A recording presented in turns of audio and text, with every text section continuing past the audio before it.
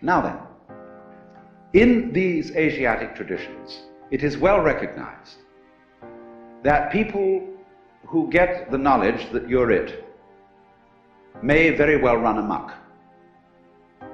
And therefore they always couple any method of gaining this, whether it is yoga, whether it is smoking something or drinking something or whatever is the method, they always couple it with a discipline.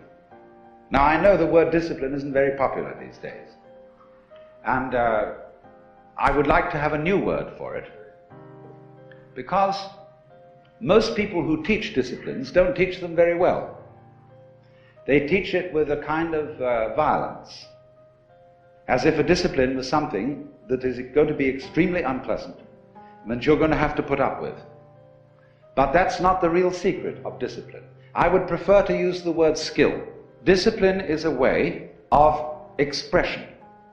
Say you want to express your feelings in stone. Now stone doesn't give way very easily. It's tough stuff. And so you have to learn the skill or the discipline of the sculptor in order to express yourself in stone. And so in every other way, whatever you do, you require a skill. And it's enormously important to understand that there is absolutely no possibility of having any pleasure in life at all without skill. Money doesn't buy pleasure, ever. Look, if you want to get stoned drunk and go out and get a bottle of bourbon and down it, you can't do that except for people who have practiced the distiller's art. You can't even make love without art. Where I live in Sausalito, we have a harbor full of ever so many pleasure craft. Motor cruisers, sailing boats, all kinds of things. And they never leave the dock. All that happens with them is their owners have cocktail parties there on Saturdays and Sundays. Because they discovered, having bought these things, that the discipline of sailing is difficult to learn and takes a lot of time. And they didn't have time for it, so they just bought the thing as a status symbol. So in other words, you can't have pleasure in life without skill. But it isn't an unpleasant task to learn a skill. If the teacher, in the first place, gets you fascinated with it. There is immense pleasure in learning how to do anything skillfully. To make carpentry things, to cook, to write, to calculate, anything you want.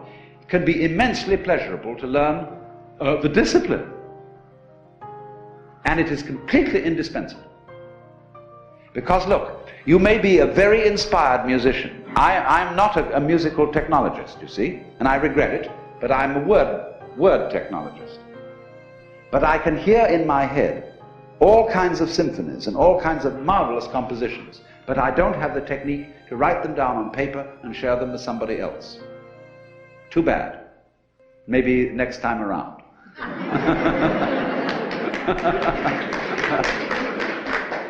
But you see, so far as words are concerned, I can express ideas because I have studied language. And I work very hard. Not that I didn't like it, I intensely enjoy the work of writing a book, although it is difficult. But it's fascinating. To say what can never possibly be said. So, you see what's happening. What you have to do, you have inspiration, but then you have to have technique to incarnate, to express your inspiration. That is to say, to bring heaven down to earth. And to express heaven in terms of earth. Of course, they are really one behind the scenes.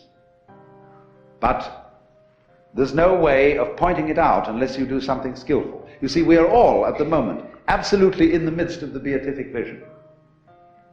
We are all one with the divine, or some, I don't like that sort of wishy-washy language, but we are all there, but we are so much there that we're like fish in water. They don't know they're in water. Like the birds don't know they're in the air because it's all around them. And in the same way, we don't know what the color of our eyes is.